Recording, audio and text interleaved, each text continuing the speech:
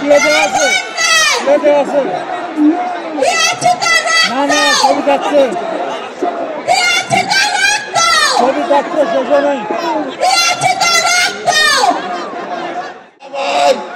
বাংলাদেশের মানুষের যে চাওয়াগুলো আছে, বিচারের চাওয়া আছে, সংস্কারের চাওয়া আছে, নতুন সংবিধানের চাওয়া আছে, বাংলাদেশের মানুষের প্রত্যেকটা বিষয়ের যে আকাঙ্ক্ষা আছে, সেই আকাঙ্ক্ষাকে বাংলাদেশের ছাত্র জনতা অবশ্যই বাস্তবায়ন করিয়ে নিয়ে আসবে।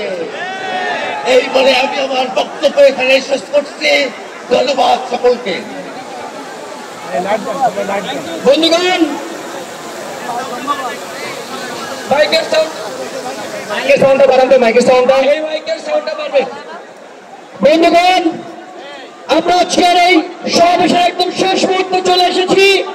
আমাদের বাংলাদেশের জাতীয় পতাকা এবং ফিলিস্তিনের পতাকা বাদে কোনো পতাকা উঠবে না, বাকি সকল পতাকা নামিয়ে দিবেন।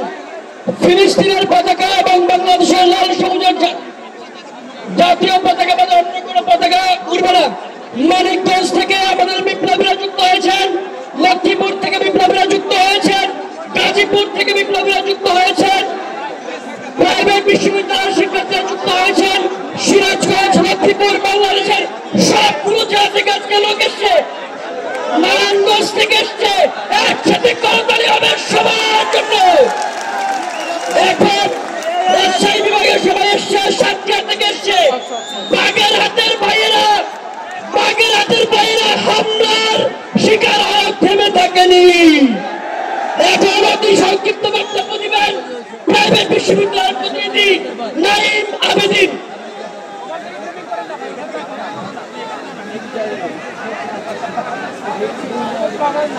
আসসালামু আলাইকুম। আমরা স্বাধীন, এই স্বাধীনতাই চেয়েছিলাম। যারা বলে এমন স্বাধীনতাই কি চেয়েছিলাম, আমরা এই স্বাধীনতাই চেয়েছিলাম। সংগ্রামী ভাই ও বন্ধুরা, এই বিপ্লবে, এই গণঅভ্যুত্থানে প্রত্যেকটি প্রতিষ্ঠানের যে কন্ট্রিবিউশন, আমরা ইনশাআল্লাহ ঐক্যবদ্ধভাবে পাবলিক, প্রাইভেট, মাদ্রাসা, ন্যাশনাল, হিন্দু, মুসলিম, বৌদ্ধ, খ্রিস্টান সকলে একভাবে বাংলাদেশ গড়ে তুলব ইনশাআল্লাহ। আমরা এই আকাঙ্ক্ষাকে কোনোভাবে বৃথা যেতে দেব না।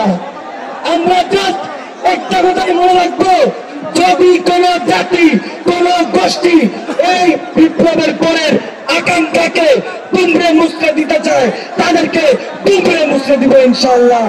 ইনকিলাব জিন্দাবাদ। এখন সংক্ষিপ্ত বক্তব্য দিবেন রাজশাহী বিশ্ববিদ্যালয়ের সমন্বয়ক সালাউদ্দিন আনওয়ার। সংক্ষিপ্ত বক্তব্য দিচ্ছেন বিশ্ববিদ্যালয় রাজশাহী সমন্বয়ক সালাউদ্দিন। বিপ্লবী সহযোগিতারা, আপনারা জানেন এই মুহূর্তে দরকার বিজয়, বিচার এবং সংস্কার।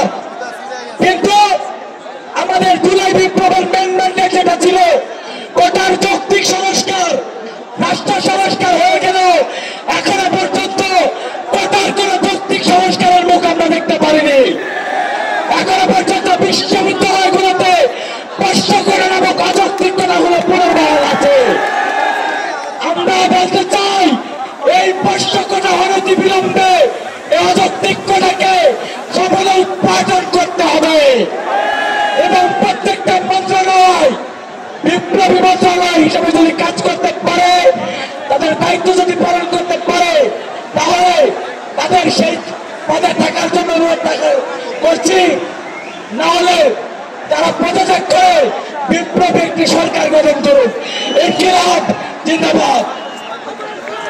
অতি সংক্ষিপ্ত বক্তব্য দিবেন শাহজাহান বিজ্ঞান ও প্রযুক্তি বিশ্ববিদ্যালয়ের সমন্বয়ক আসাদুল্লাহ গালিব।